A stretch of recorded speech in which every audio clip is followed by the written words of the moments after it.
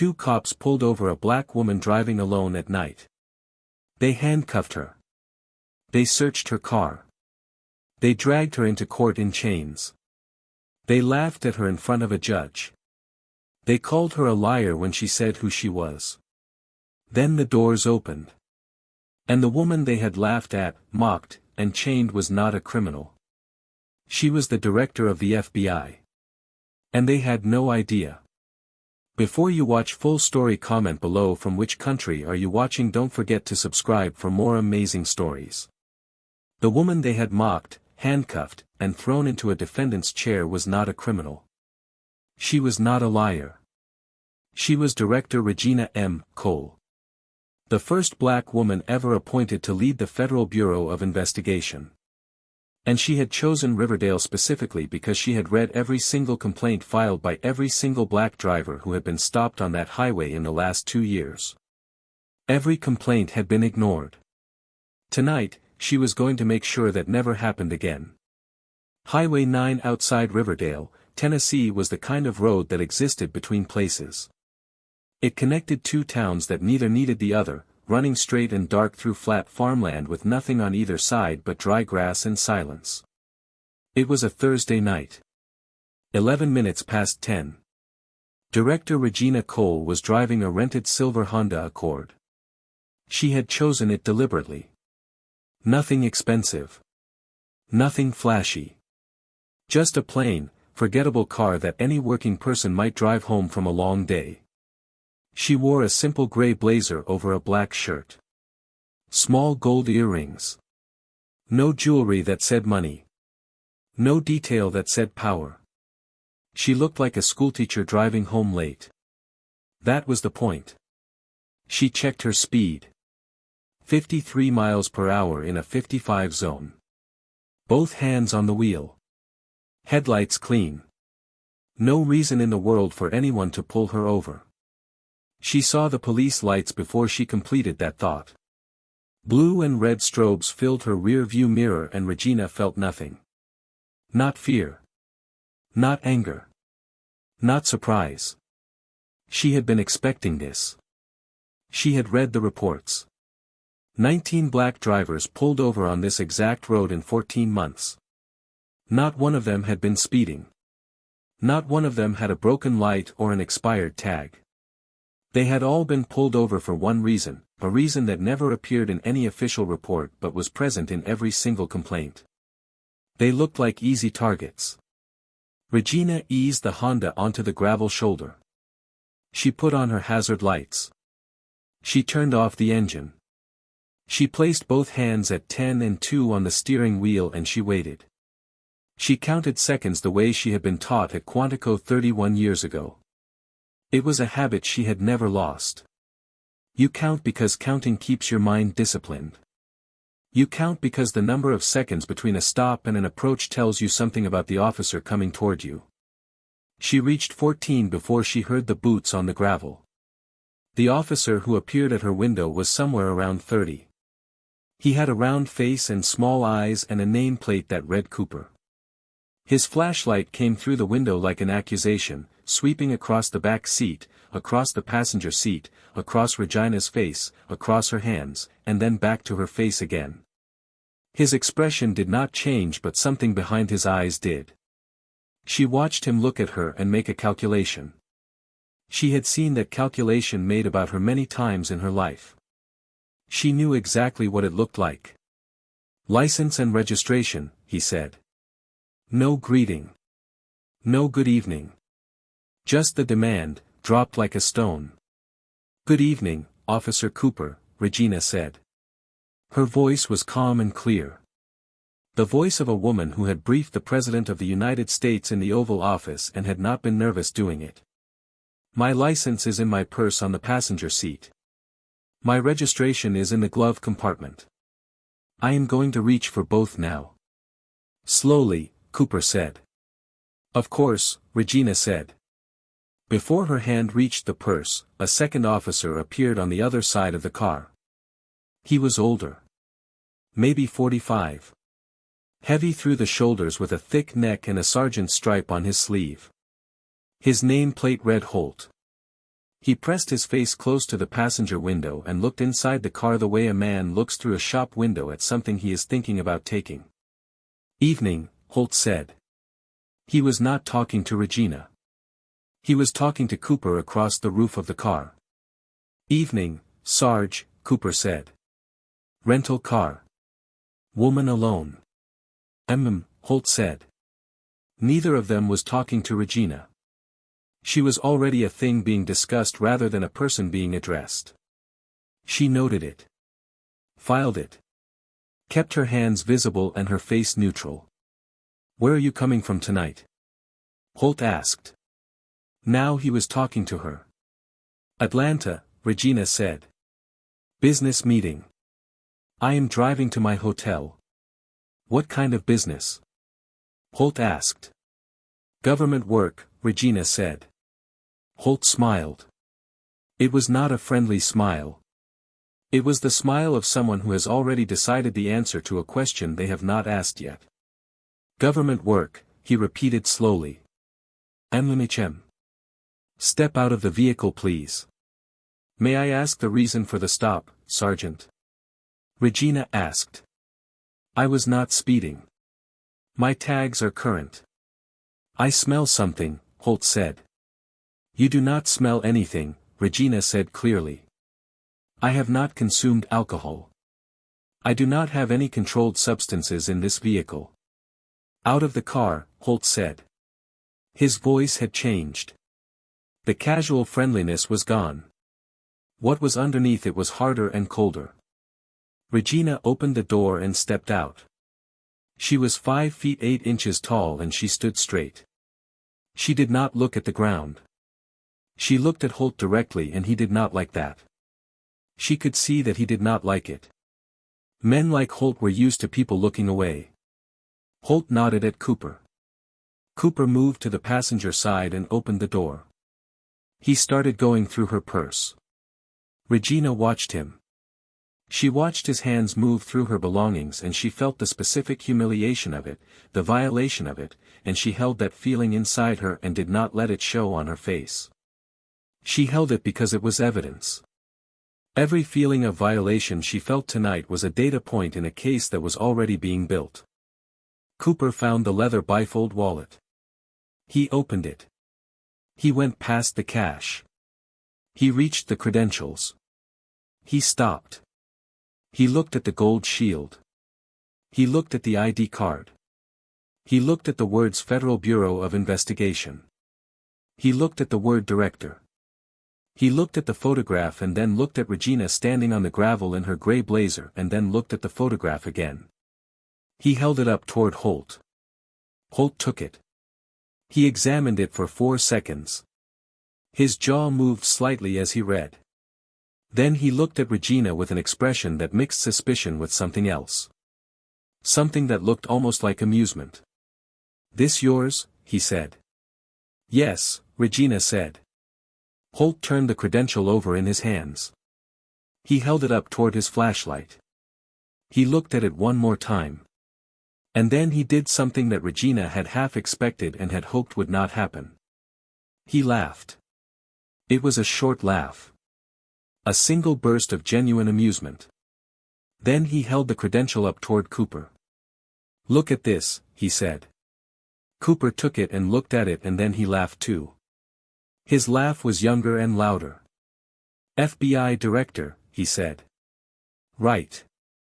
The holographic watermark on the left side of that credential," Regina said, keeping her voice completely level, "changes color at a 45-degree angle. The ID number on the bottom is registered in the Department of Justice National Database. I am asking you to call it in." "Lady," Holt said, handing the credential back to Cooper as if it were a piece of trash, "we see fake federal IDs out here maybe twice a month.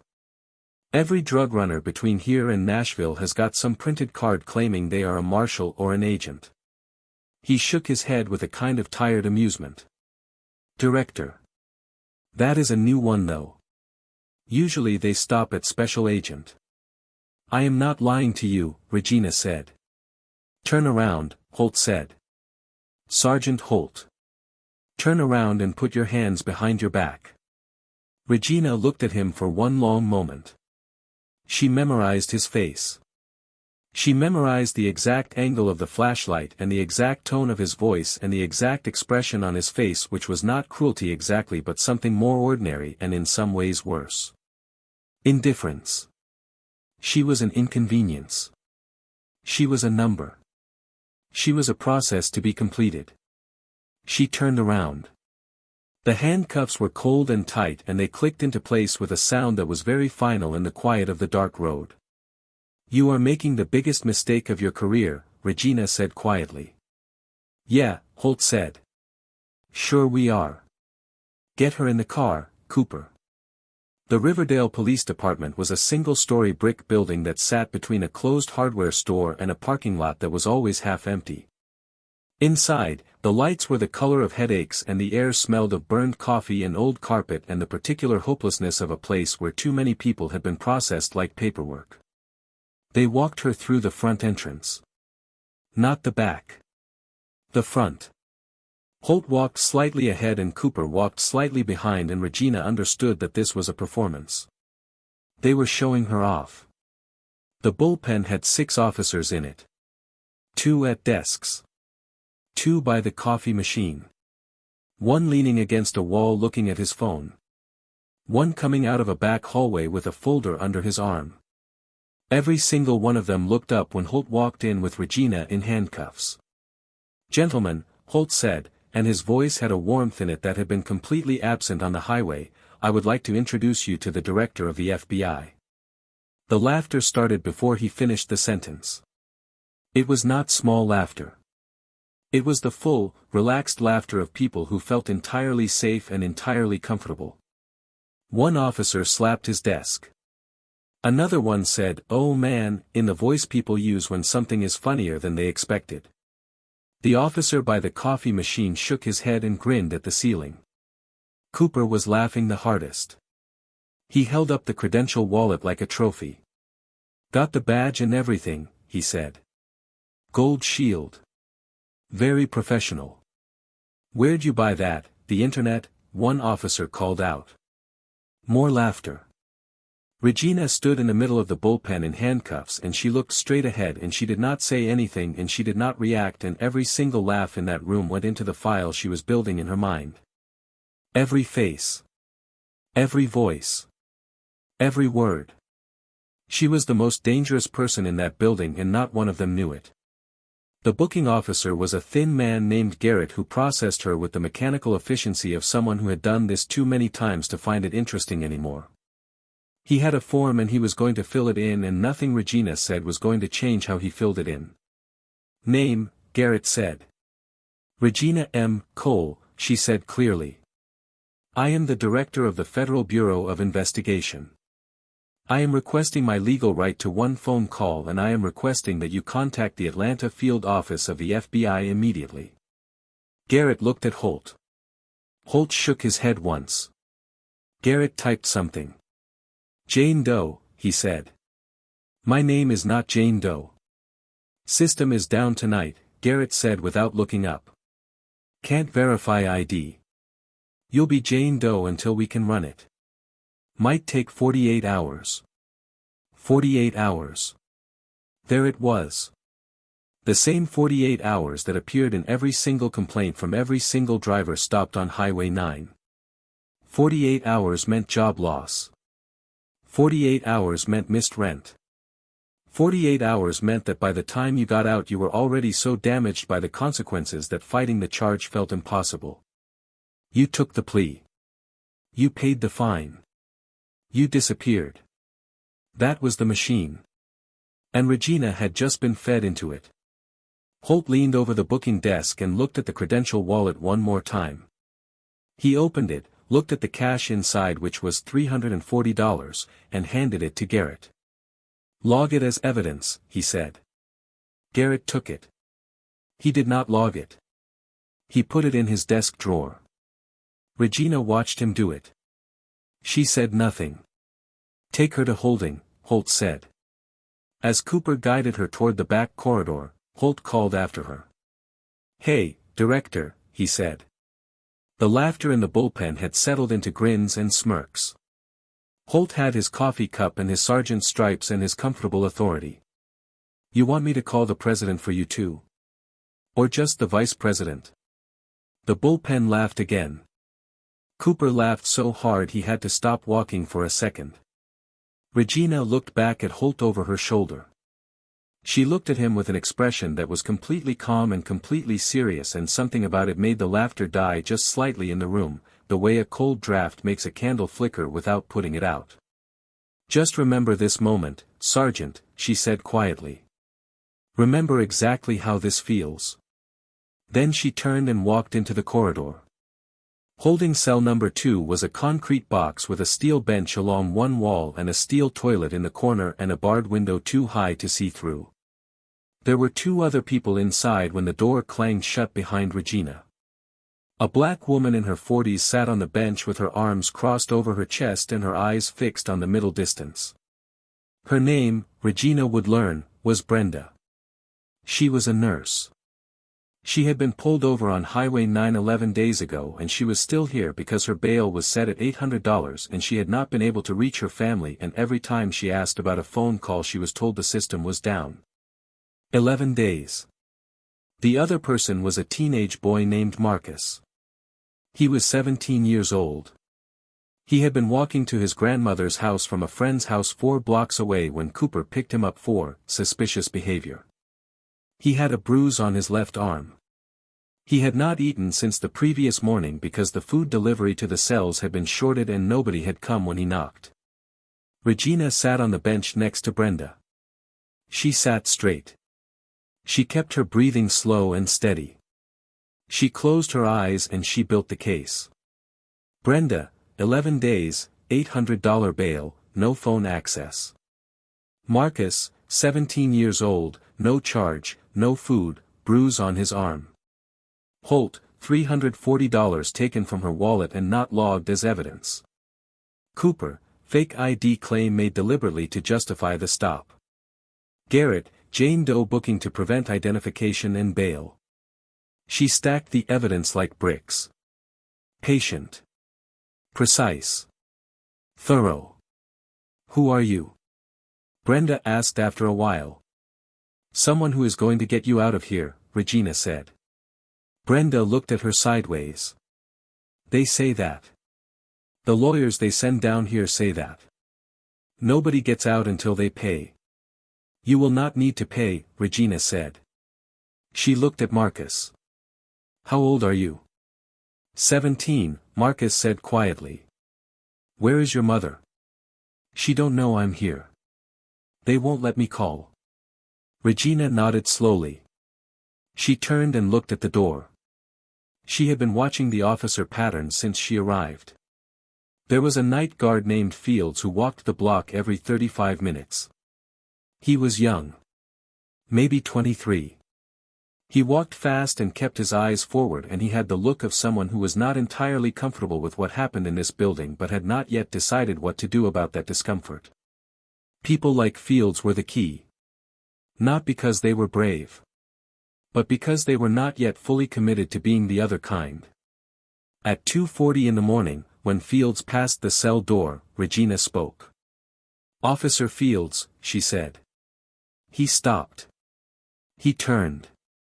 He looked at her with cautious eyes. I have a serious heart condition, she said. It was a necessary lie and she made a note of it for the record. My medication is in the wallet that Sergeant Holt brought in. There is a small card in the front pocket. If I do not take that medication before 4 in the morning I will need medical attention. I am asking you to check the wallet and bring me the card. Fields looked at her. He looked at Brenda. He looked at Marcus. Something moved across his face. I'll check, he said. He came back in 9 minutes. He was walking fast. His face had changed completely. He stopped at the bars and he was gripping them slightly with one hand and his knuckles were pale. I found the wallet, he said. His voice was very low. I checked the ID like you said. And? Regina said. Fields swallowed. I ran the number. On my personal phone. On the DOJ public registry. He looked at her. It came back. Director level. Active credential. Yes, Regina said. The sergeant said it was fake. The sergeant lied, Regina said simply. Fields stood at the bars for a long moment. His eyes went to Brenda sitting quietly on the bench. To Marcus with his bruised arm and his empty stomach. To Regina standing straight in her gray blazer. The phone is at the main desk, Fields said. He unlocked the cell door. His hands were not entirely steady. The bullpen was empty at 3 in the morning. Just the hum of fluorescent lights and the sound of a television somewhere in the back playing a late-night program at low volume. Regina stood at the main desk and picked up the phone. She dialed from memory. The Strategic Operations Center at FBI headquarters picked up before the second ring. This is Director Cole, she said. Her voice was quiet but every word was completely clear. Authorization code Tango 4 Romeo. Initiate protocol red line. I am currently being held at the Riverdale Police Department in Riverdale, Tennessee. I was stopped without cause on Highway 9 at approximately 22:11 hours. I have been booked under a false name to prevent identification. My federal credentials were confiscated and falsely described as fraudulent. I have witnessed evidence of theft, illegal detention, and systematic civil rights violations including an underage detainee who has been held without parental notification. She paused. I want the Civil Rights Division contacted immediately. I want the SAC of the Nashville field office on the phone within the hour. I want a full federal convoy at this location at 0700 hours exactly. Not before. I want them to take me to arraignment first. I want it on the court record. Another pause. Yes. You heard me correctly. Let them arraign me. I want the rope long enough for them to hang themselves with it. She hung up. She looked at Fields who was standing against the wall looking like a man watching a dam break. You opened the door, she said to him. That matters. She walked back to the cell. She sat back down on the bench next to Brenda. She looked at Marcus. Are you okay? She asked him. No, Marcus said honestly. You will be, she said. In about 4 hours. She closed her eyes. She waited. Morning came with the sound of Holt's voice calling names down the corridor. He sounded rested and easy. He had no idea that while he slept, the machinery of the United States Department of Justice had been running at full speed. They chained Regina with 3 other defendants and loaded them into a transport van. The courthouse was a 10-minute drive.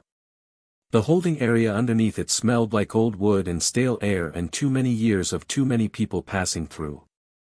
The public defender assigned to her was a tired-looking woman named Ms. Webb who sat across from Regina in the interview room with 4 files in front of her and the expression of someone already calculating how many more cases she had before lunch. Jane Doe. Webb said. My name is Regina Cole, Regina said. Right. Webb did not look up.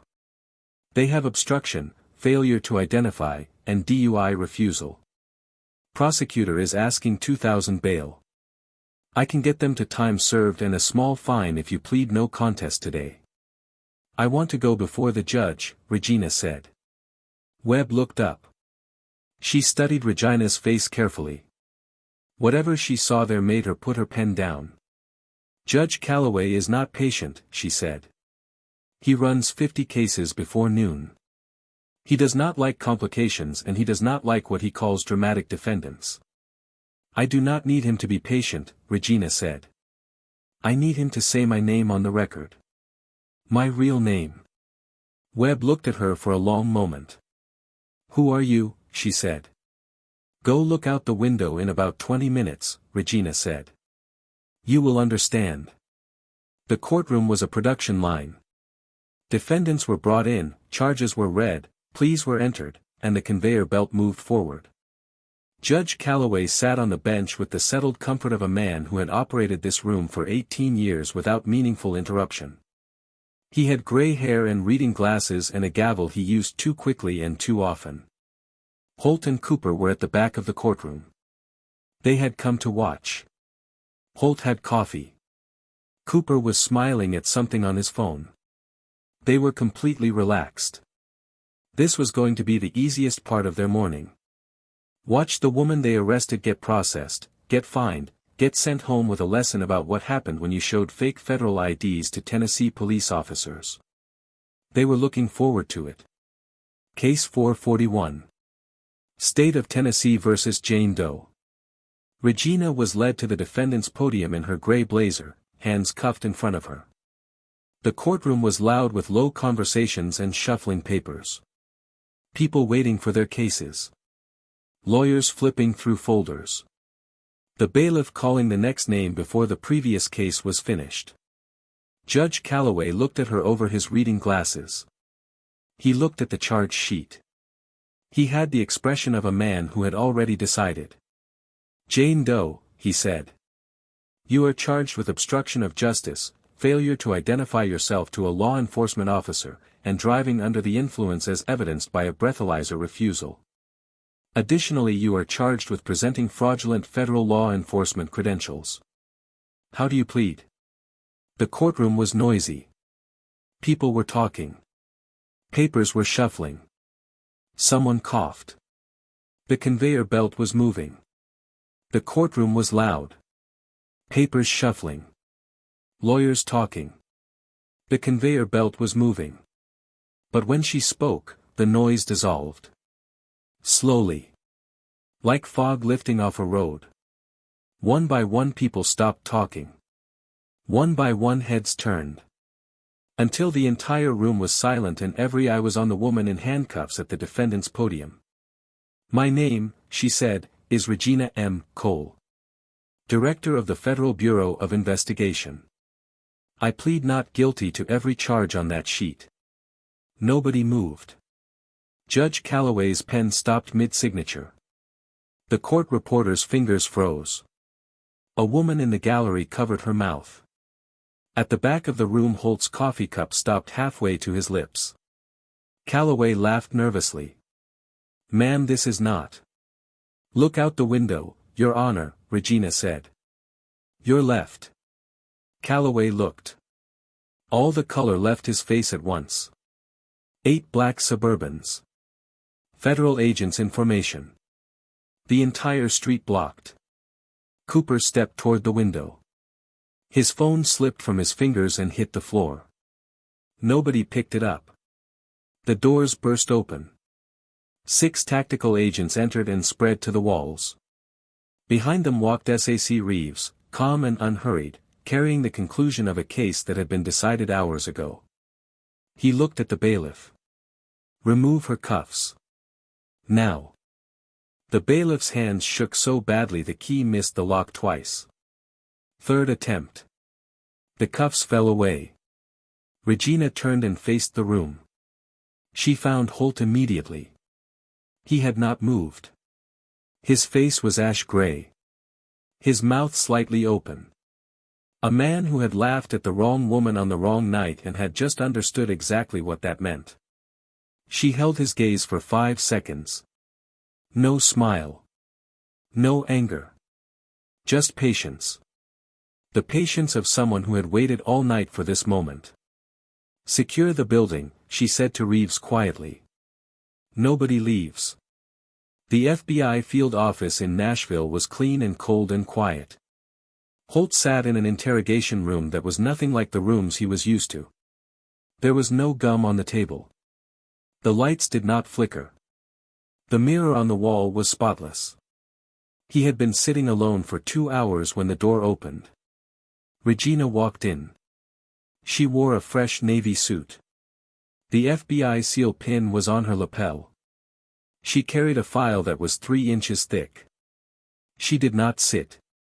She stood at the corner of the room with her arms at her sides and she looked at Holt with an expression that was entirely without anger, which somehow made it worse. Anger he could have worked with. Anger he understood. This was something else. This was accountability in its purest and most patient form. You laughed, she said. Holt said nothing. In the bullpen last night, she said. When Cooper held up my credentials. You laughed. You made a joke about calling the president. She opened the file. I remember the exact sound of it. I remember the exact words. I remember every face in that room. She looked at him. Every single person who laughed last night is currently being interviewed in a room like this one. Holt's jaw tightened. The $340 from my wallet, she said, was found in the booking desk drawer this morning.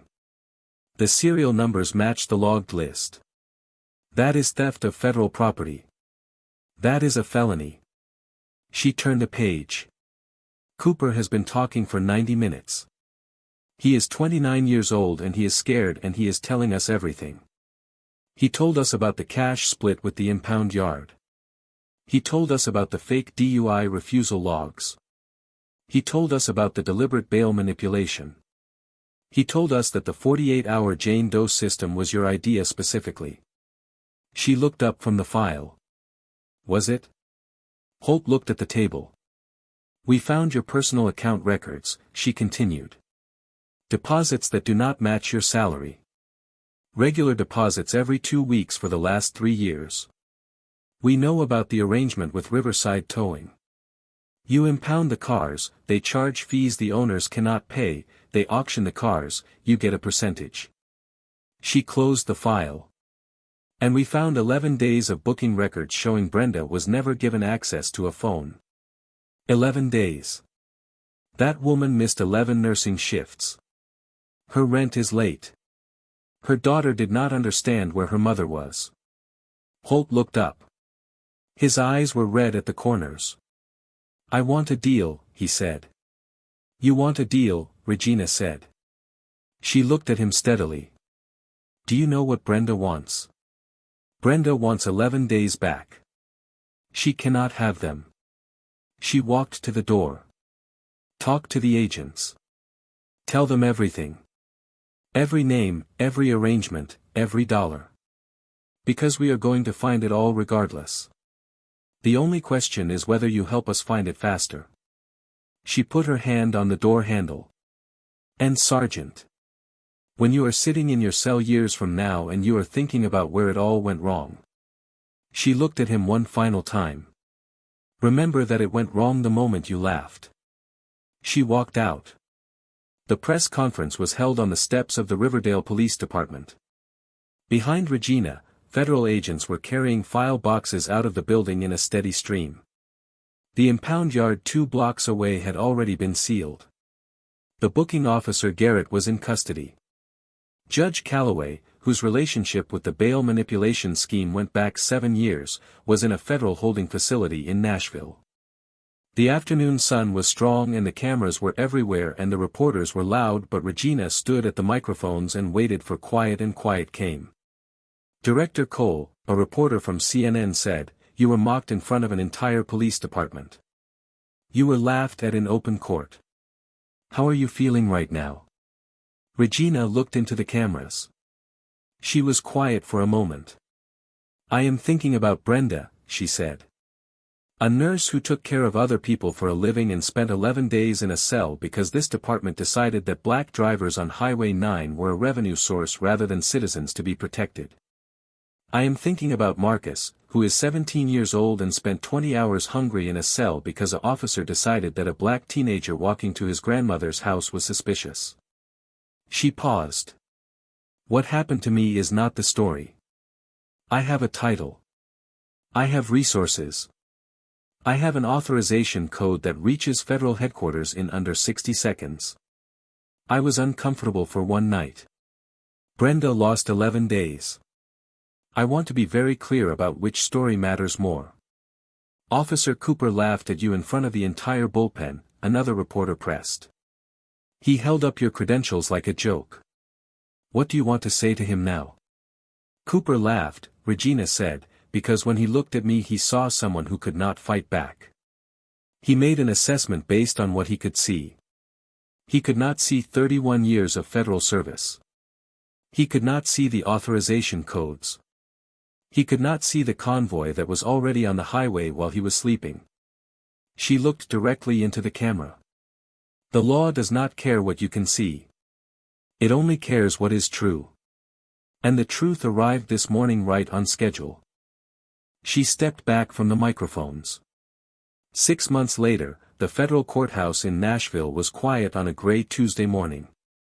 Holt received 21 years. Cooper, who had cooperated fully and who was 29 years old and who had wept through most of his testimony, received 8 years. He would be 37 when he came out. Garrett received 12 years. Judge Calloway received 19. Regina sat in the back row of the gallery and watched each sentence come down. She did not feel triumph. She felt something quieter and more lasting. Something that felt like the closing of a very long account. As the room emptied, S.A.C. Reeves sat down beside her. He was holding a thin folder. He held it out without saying anything. Regina took it. She opened it. She read the first page. A county road in rural Arkansas. A checkpoint. Same pattern. Targeted stops. All black drivers. 6 complaints. All dismissed locally. She closed the folder. "Get me a rental car," she said. Reeves almost smiled. "Any preference?" Regina stood. She buttoned her jacket. She thought about Brenda, who was back at work now. Marcus, who had gone back to school. The 19 drivers on Highway 9 whose complaints had been buried and who were slowly having their records cleared one by one. "Something plain," she said. "Nothing that stands out." She walked out of the courthouse into the gray November morning. Somewhere on a county road in Arkansas, a patrol car was idling in the dark. An officer was watching for headlights. He did not know what kind of morning was coming. He was about to find out. The badge is supposed to mean protection. Not everyone remembers that. But some people have made it their life's work to remind them. The easiest targets are only easy until they are not. And the people who laugh the loudest are always the ones who never see it coming.